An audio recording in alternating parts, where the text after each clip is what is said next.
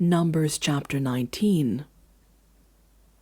The Lord said to Moses and Aaron, "This is a requirement of the law that the Lord has commanded. Tell the Israelites to bring you a red heifer without defect or blemish, and that has never been under a yoke. Give it to Eleazar the priest.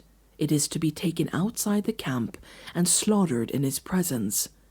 Then Eleazar the priest is to take some of its blood on his finger and sprinkle it 7 times toward the front of the tent of meeting. While he watches, the heifer is to be burned, its hide, flesh, blood, and intestines. The priest is to take some cedar wood, hyssop, and scarlet wool and throw them into the burning heifer. After that, the priest must wash his clothes and bathe himself with water. He may then come into the camp, but he will be ceremonially unclean till evening. The man who burns it must also wash his clothes and bathe with water, and he too will be unclean till evening.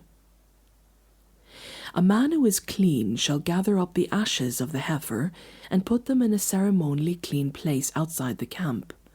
They are to be kept by the Israelite community for use in the water of cleansing. It is for purification from sin.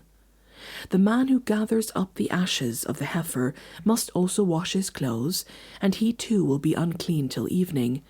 This will be a lasting ordinance both for the Israelites and for the foreigners residing among you. Whoever touches a human corpse will be unclean for 7 days. They must purify themselves with the water on the 3rd day and on the 7th day. Then they will be clean. But if they do not purify themselves on the 3rd and 7th day, they will not be clean.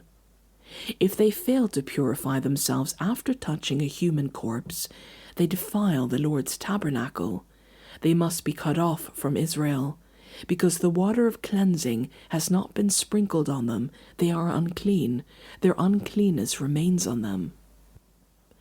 This is the law that applies when a person dies in a tent.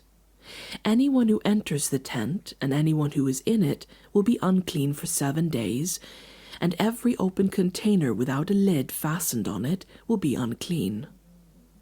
Anyone out in the open who touches someone who has been killed with a sword, or someone who has died a natural death, or anyone who touches a human bone or a grave will be unclean for 7 days. For the unclean person, put the ashes from the burnt purification offering into a jar and pour fresh water over them.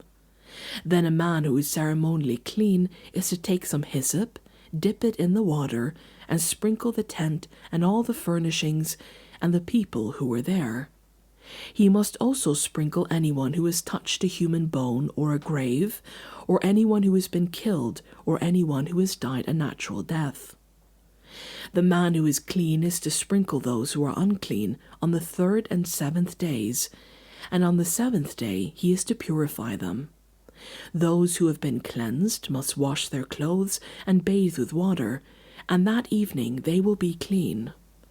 But if those who are unclean do not purify themselves, they must be cut off from the community, because they have defiled the sanctuary of the Lord. The water of cleansing has not been sprinkled on them, and they are unclean. This is a lasting ordinance for them.